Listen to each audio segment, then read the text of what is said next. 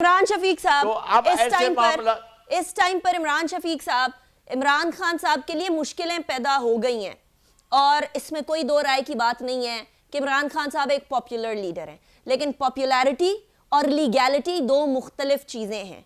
एक नहीं दो नहीं, एक पाकिस्तान का नारा लगाते लगाते एक नहीं दो पाकिस्तान की तरफ जाना तो हमारे सारे सियासतदान करते रहे, लेकिन अदालत के बार बार बुलाने पर, बार बार इस्तफसार करने पर भी ना आना इमरान खान साहब को कितना महंगा पड़ सकता है? देखिए निका, जो बुनियादी अहमियत की हामिल चीज ये है कि जब आप अदालत में होते हैं तो आप अदालत में यकीनन एक पॉलिटिकल लीडर के तौर पर आपको एक एज जरूर हासिल होता है, लेकिन आप अदालत में जब जमानत के लिए जाते हैं तो आप अदालत में एक साइल होते हैं और एक मुलजिम की हैसियत से जाते हैं। तो जब साइल अदालत में जाता है तो अदालत के जो तमाम कानूनी तकाजे हैं वो उस साइल को पूरे करना होते हैं।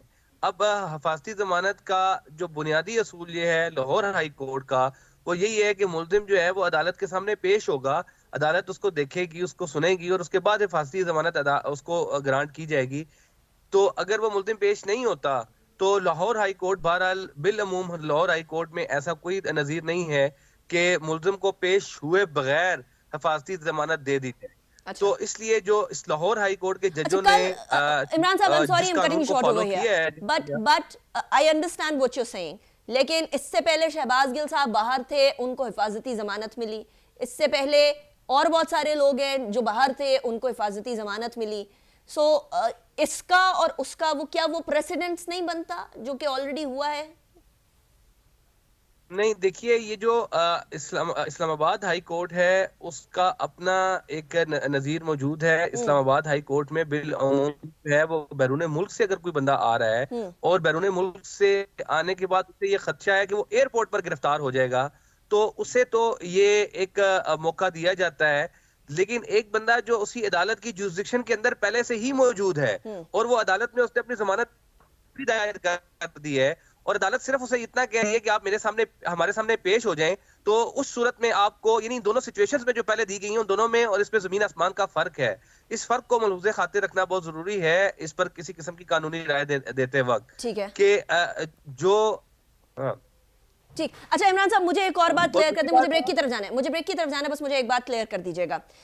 इमरान खान साहब भी बनी गाला के अंदर थे, उन्होंने अदालत के अंदर पेश होने से पहले उस टाइम पर भी बेल अप्लाई की थी, आपको याद होगा, उनको बेल मिल गई थी।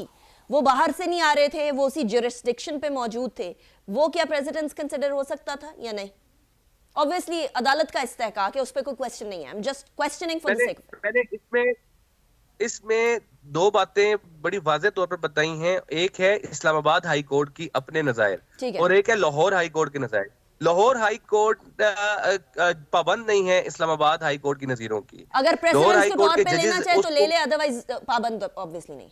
अगर हाँ वो उनको लेना चाहें, और इमरान खान के केस में उन्होंने वाज़ेह तौर पर कहा है कि आपको जो गोली लगी है उसको एक अरसा दराज गुजर चुका है।